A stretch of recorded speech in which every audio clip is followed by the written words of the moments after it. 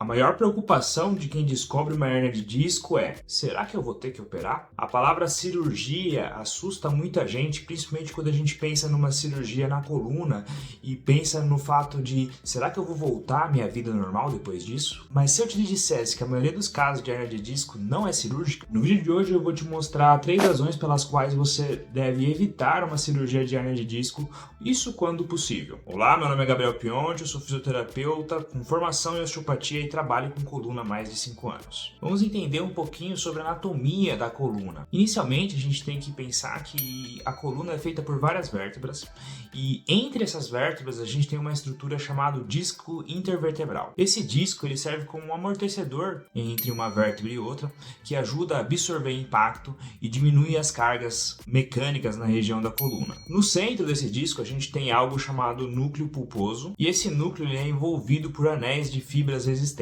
A hérnia de disco nada mais é do que a migração desse núcleo pulposo para fora da sua estrutura, da sua região original, e ele começa a se deslocar para próximo da região da medula. E aí a gente tem graus específicos desse avanço do núcleo pulposo. Quando ele está no estágio inicial, a gente chama de abaulamento discal. Quando esse disco avança um pouco mais, podendo até tocar um pouquinho a raiz nervosa, nós damos o nome de protusão. E por fim, quando os anéis fibrosos rompem e o núcleo pulposo ele toca totalmente a raiz nervosa, ele se desloca totalmente pela raiz nervosa, a gente chama isso de extrusão. Então esses são os estágios de uma hérnia de disco, da progressão de uma hérnia de disco. Agora, se você fez um exame de imagem e identificou aquela hérnia ali e você está com dor, é necessário entender que se aquela hérnia de fato ela é a causadora da sua dor ou não. Porque ela estar ali ou ela não está, a presença ou a ausência dela não indica,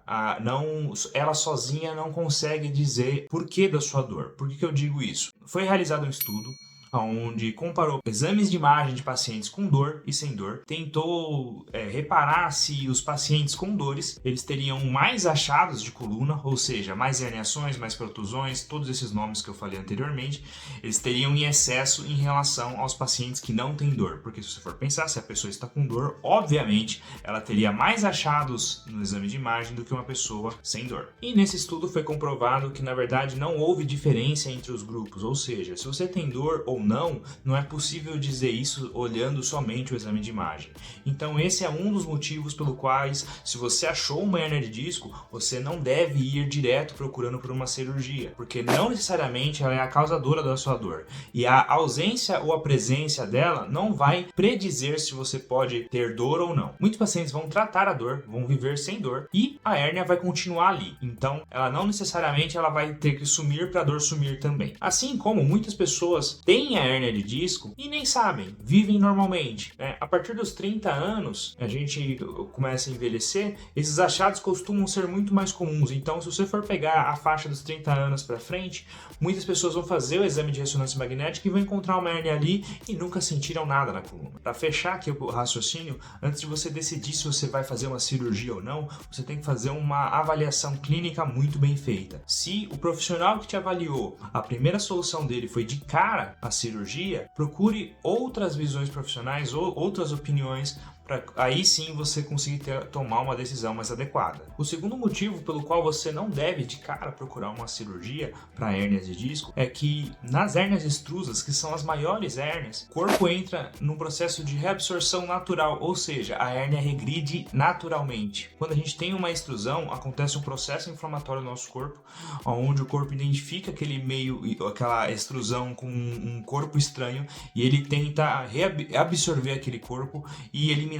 Ou seja, a hérnia ela acaba sumindo ao longo do tempo. O período para isso acontecer é de mais ou menos 6 meses. Ou seja, até nos piores casos, onde você tem uma compressão, um contato do disco vertebral ali do núcleo pulposo com a medula, ainda assim, nesses casos, você tem uma reabsorção natural que pode acontecer sem procedimento cirúrgico. E a última razão é que novas hérnias podem surgir. Então, você pode realizar até uma cirurgia para retirada da hérnia que estava te incomodando. melhorando, mas em algum momento, se você não mudar os seus hábitos de vida, se você não consertar as causas do problema, a parte mecânica da sua coluna, mudar hábitos, mudar o seu estilo de vida, muito provavelmente com o envelhecimento você pode ter novos episódios de hérnia de disco com comprometimento neural e ter que fazer um outro procedimento cirúrgico. Então a cirurgia ela não vai evitar que você tenha outros episódios, outras situações parecidas como essa. Muito bem, então qual seria a solução de fato para os problemas com hérnias discais? A primeira delas é você encontrar um fisioterapeuta especializado no caso de coluna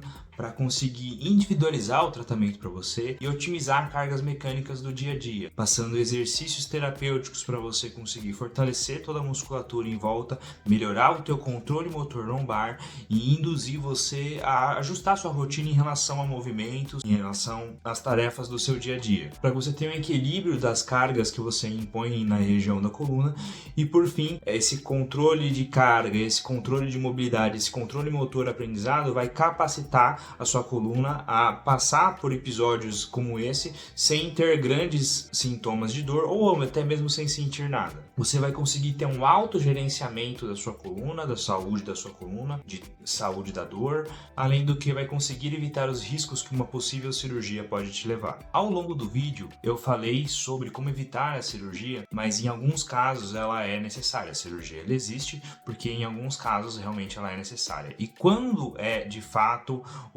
a hora de a gente mudar de um tratamento conservador para o tratamento cirúrgico? A gente tem alguns testes onde a gente identifica comprometimento neural, são eles os testes de Slump e Lazeg. Na verdade, a gente consegue realizar esses testes desde o começo do tratamento, mas eles já são indicativos para nós, clínicos, que trabalhamos com isso, que de fato existe um comprometimento neural na região da coluna, então existe uma compressão nervosa acontecendo e a gente consegue entender o tamanho dessa compressão nervosa. Então se o paciente começa a perder sensibilidade na perna, perder reflexo, perder força, não conseguir controlar esfíncter urinário e fecal, esse paciente é um paciente cirúrgico de urgência, né? Então ele não tem discussão, ele tem que ir para fazer a cirurgia e o tratamento de fisioterapia deve ser realizado depois da cirurgia. Agora, se esse paciente apresenta uma dor neural, mas não apresenta perda de força, perda de sensibilidade, alteração de reflexo, nem alteração de esfíncter urinário e fecal, ele pode sim realizar o tratamento conservador dentro da fisioterapia e obter grandes sucessos como o tratamento sem precisar entrar na faca. Se esse vídeo te ajudou a entender um pouco melhor sobre o seu problema, entender os motivos pelos quais a gente deve evitar uma cirurgia